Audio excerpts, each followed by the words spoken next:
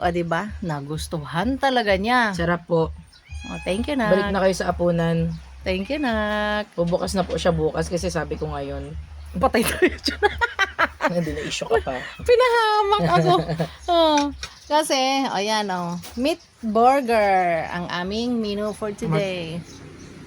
Yan, ang mga palaman. Hindi ka maumay pa.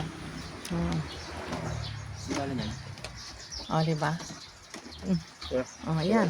Talagang hindi na siya nakahintay doon sa ano. Binakbakan na niya. Masarap daw eh. Be. Paborito niya. Diba? Asan na yung ating meat? At saka yung kawali na maliit. And then yung pumpkin meat. Please, Hindi ka maluto. Dala. Ditay. Diba? Ditay, please. Ano mo na? Kasi nung nga ako nagkari last week pa, no? Kasi, nung time na yun, Gabi ka haba galing adlaw na naglipas bago kita nagkita liwat. Diba? Sarap. Thank you Walang naman. ganito sa Romblon.